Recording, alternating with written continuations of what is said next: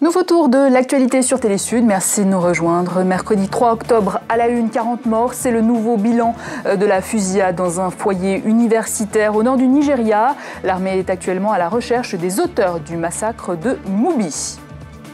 En Tunisie, dans l'affaire de la femme violée par des policiers, puis soupçonnée d'atteinte à la pudeur, la victime a été interrogée par un juge d'instruction, une affaire qui embarrasse le pouvoir. Et puis les visages de l'albinisme, une exposition itinérante organisée par l'association Anida. Objectif, sensibiliser la population française aux difficultés rencontrées par les albinos en Afrique. Première étape, Paris. Le bilan de la tuerie au Nigeria est passé de 26 à au moins 40 morts et une vingtaine de blessés sur le campus d'une école polytechnique. Un drame aux motivations encore obscures. Alors que l'enquête se poursuit, fait nouveau, les assaillants sembleraient connaître leurs victimes. Moïse Monkoro. Ils appelaient les victimes par leur nom dans chacune des maisons où ils sont entrés. Une fois qu'elles s'identifiaient, elles étaient abattues ou égorgées. Ce qui fait dire aux autorités nigérianes que les assaillants connaissaient bien leurs cibles. Des pistes sont avancées pour expliquer des drames qui auraient coûté la vie à près de 40 étudiants. La première, la secte islamiste Boko Haram. La ville de Moubi est en effet un bastion historique du mouvement islamiste. C'est dans cette même ville que l'armée nigériane a annoncé la semaine dernière avoir tué un commandant de la secte et arrêté 150 membres du groupe. Si la piste islamiste est confirmée, ce sera la première fois que des membres de Boko Haram s'en prennent à un campus. La deuxième piste qu'étudie la police serait un conflit entre étudiants lié à des élections tenues la semaine dernière. Plusieurs des victimes étaient des candidats à ce scrutin qui avaient entraîné des tensions sur les campus. Au plus haut niveau, l'affaire est prise au sérieux. Le président Goodluck Jonathan a demandé aux forces de l'ordre d'aller au fond des choses dans leur enquête. Mais pour l'instant, aucune arrestation n'a eu lieu. Des dizaines de policiers quadrillent la ville pour tenter de traquer au plus vite les assaillants. En Somalie, 2 jours après leur entrée dans l'ex-bastion des islamistes Chebab, les troupes gouvernementales et le contingent kényan de la force de l'Union africaine en Somalie, l'AMISOM, ont renforcé ce mercredi leur position dans Kismayo, et ce, en dépit de plusieurs explosions revendiquées en partie par les Chebab. On écoute à ce propos le témoignage d'un officier kényan. La prise de Kismayo s'est déroulée selon le plan du commandement. Le plan était de reprendre le port, le nouvel aéroport, le poste de police et la station de radio. Et c'est ce que nous avons fait. Nous ne prenons pas vraiment le contrôle de Kismayo. Ce n'est pas correct. Nous aidons seulement les Somaliens qui ont longtemps été contrôlés par les Chebab à reprendre le contrôle de la ville.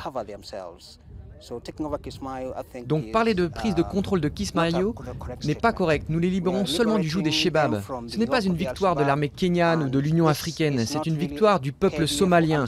Quand les Somaliens sentiront qu'ils seront suffisamment en sécurité, les forces de l'Union africaine se retireront. La décision leur reviendra. Violé puis inculpé d'outrage public à la pudeur, l'affaire suscite un tollé depuis une semaine en Tunisie où des manifestations de soutien à une jeune femme violée par des policiers se multiplient. La victime a été interrogée ce mardi par un juge d'instruction. Il doit se prononcer dans les jours à venir. Patricia Drelin. Attentat à la pudeur. Dans la nuit du 3 au 4 septembre dernier, un couple est arrêté dans leur voiture par 3 policiers à Tunis. Position immorale, disent les policiers au jeune couple lors de leur interpellation. 2 agents conduisent alors la jeune femme dans leur véhicule où ils la violent, pendant que le 3e policier tente d'extorquer de l'argent au jeune homme.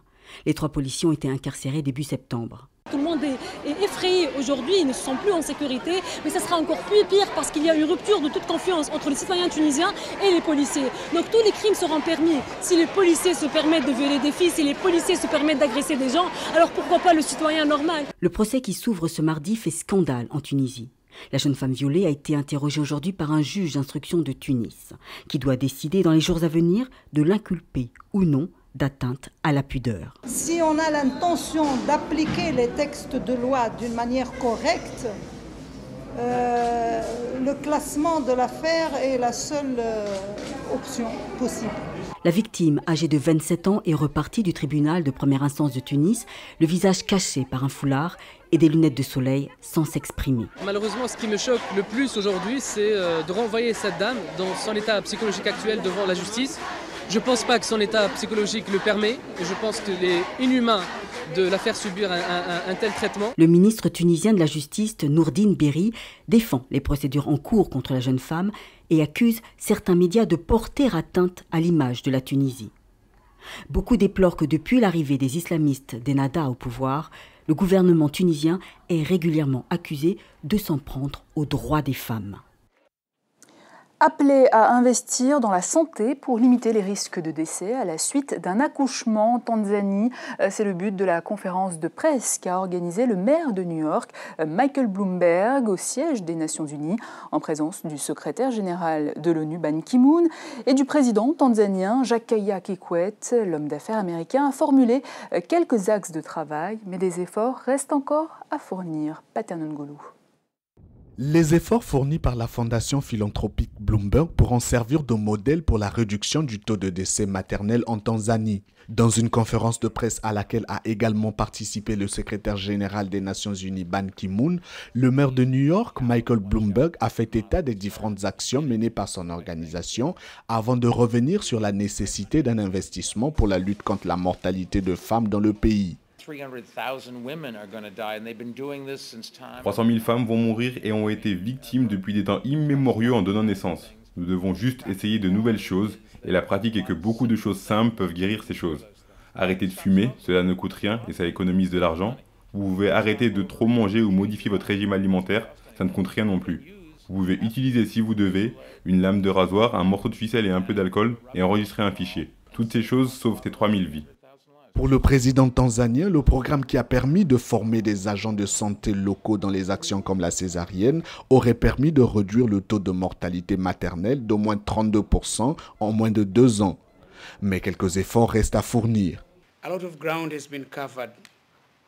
Nous avons parcouru un long chemin et beaucoup de choses ont été faites, mais nous avons besoin d'intensifier les efforts, parce que les mères et les enfants qui risquent de mourir ou meurent restent beaucoup trop nombreux.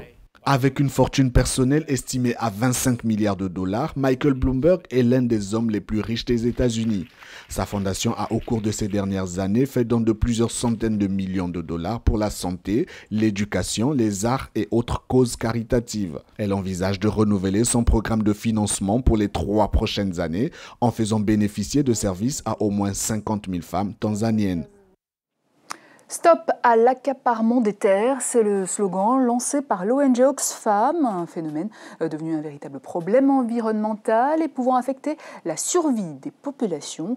Face à cette problématique, l'ONG, en partenariat avec d'autres organisations internationales, lance une campagne pour lutter contre ce fléau. Aïssa Toufaï.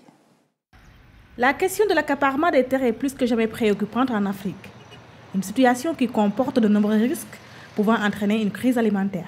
700 transactions foncières se sont déroulées en Afrique pour une superficie totale de 56,2 millions d'hectares. 56,2 millions d'hectares, c'est 1000 fois la superficie de Dakar. Et en 10 ans, c'est comme si vous vendiez cette capitale une centaine de fois tous les ans pendant 10 ans.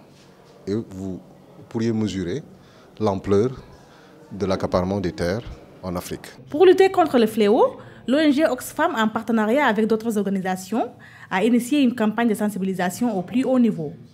Il s'agira de faire un plaidoyer auprès des chefs d'État africains, mais également de définir un cadre réglementaire conforme aux droits des populations pour l'accès aux terres. Il y a 2 problèmes, si je peux me permettre. Le premier, c'est que nous avons remarqué que 2 tiers des investissements sont utilisés pour l'exportation. Donc ça ne bénéficie pas le pays qui accueille ces investissements-là, et particulièrement les pays où l'insécurité alimentaire est une réalité. Deuxièmement, nous avons aussi remarqué que certains de ces investisseurs le font pour des raisons spéculatives. Il faut noter que 7 des 11 pays touchés par le phénomène sont africains. La région ouest africaine n'est pas épargnée par l'ampleur de ce fléau, dont la solution serait bénéfique, notamment aux agriculteurs. Vous le savez sans doute, en Afrique, les albinos sont souvent exclus de la société. Plus grave, certains sont massacrés, mutilés. Pour sensibiliser et démystifier l'albinisme, l'association Anida expose jusqu'au 19 octobre prochain à Paris. Une expo photo amenée à voyager en France, mais aussi en Afrique. Salah Eddine Gakou. Maladie héréditaire, l'albinisme existe sous plus d'une dizaine de formes. À la Maison de l'Afrique, la forme artistique prend le dessus sur toutes les autres. La maladie se dévoile en images par le biais de l'exposition itinérante organisée par l'association Anida. Les visages de l'albinisme, 3 photographes, 3 regards, c'est le thème de cette exposition qui veut sensibiliser le public français dans un premier temps à l'albinisme. Elle dure 3 semaines. Et après ces 3 semaines, elle va partir à Lille, ensuite à Strasbourg, et elle va encore faire quelques villes de France. En tout, il y a 6 villes en France. À la sensibilisation s'ajoute l'aspect caritatif. Anida veut récolter des fonds pour les enfants albinos d'Afrique. L'exposition est aussi une première pour Anida, créée l'année dernière. On a mis en œuvre un livre de coloriage qui s'appelle Gabriel l'enfant albinos pour les enfants, et ainsi que en feuilletant les pages, donc les parents aussi seront sensibilisés aussi de comment protéger l'enfant dès le plus jeune âge. La particularité de cette exposition réside dans le regard des photographes sur l'albinisme. À travers leurs photos, ils font découvrir les albinos sous un autre jour. Beaucoup de gens pensent que les noirs albinos sont des gens un peu malfaisants. Du coup, je voulais partir de ce discours pour le retourner et montrer que même si ces personnes étaient différentes, elles n'en étaient pas pour autant moins belles. Travailler avec des albinos a conduit les photographes à une démarche artistique différente et des conditions de travail spécifiques. La manière de prendre les photos, c'est un peu la même chose. Après, il y a des choses un peu techniques qui sont un peu plus compliquées peut-être à gérer par rapport aux albinos, les contrastes de couleurs, etc. Tout ça, c'est un peu technique. Les enfants qu'on a eus ont des soucis de vision, ils sont quasiment aveugles, donc ça, c'est un peu compliqué pour les gérer dans le studio. Une personne sur 20 000 est albinos en France et en Europe.